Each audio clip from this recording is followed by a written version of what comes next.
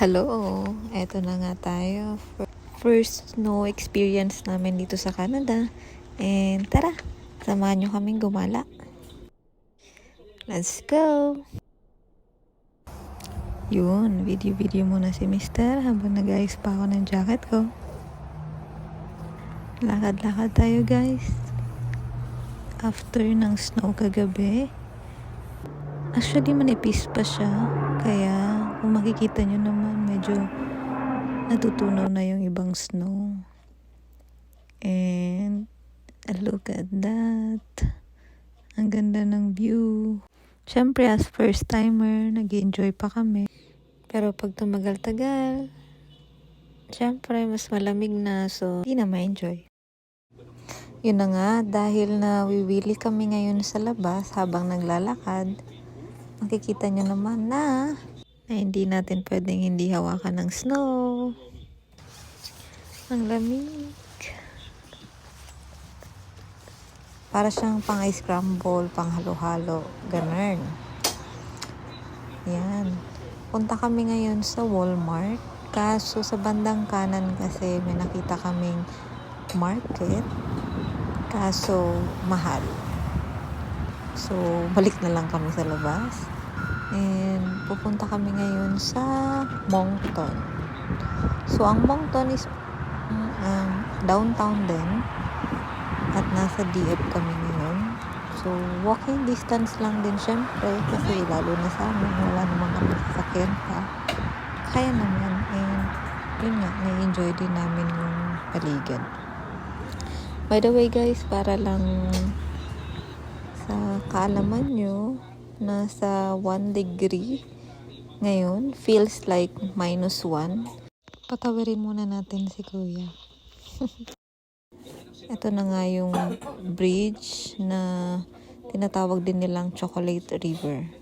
Chocolate River ang tawag kasi sa sobrang lakas daw ng agos ng tubig kaya siya nagkukulay tsokolate.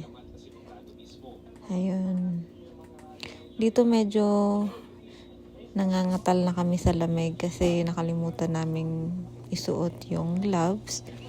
Pero carry naman ilalagay lang siya sa loob ng jacket. I mean sa bulsa ng jacket. Tingnan nyo naman si Mister. Canada ang pormahan with boots pa yan.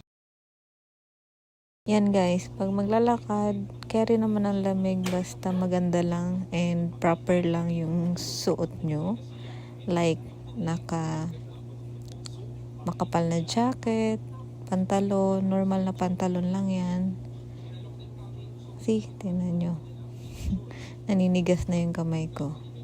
Yun nga, sa damit, kailangan nakapantalon, naka-boots, na non-slippery, naka-bonnet. Dapat din meron kang scarf sa lieg.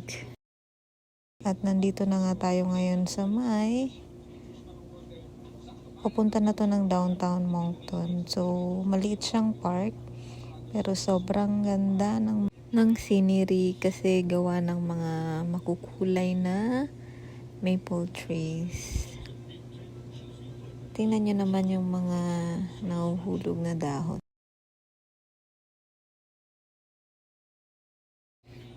Balak pa sana namin pumunta sa unahan, kaso medyo lumalamig na. So, nag-decide na lang din kami bumalik. At eto nga, may nakita kaming park sa side ng Chocolate River. Feeling!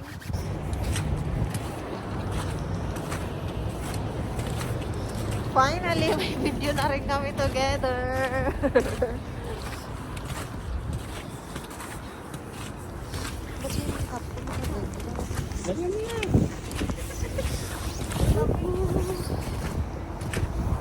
Sa bahay naman. Gala mo na. Medyo malamig ng konti pero kaya pa. Konti.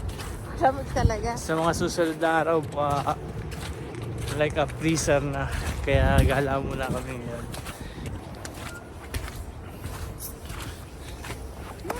Yeah! Sweet naman talaga ni Mister. Ayan, share muna namin sa inyo mga picture namin. Sa side yan ng Chocolate River. Okay guys. Thank you for watching. See you on my next video. Bye!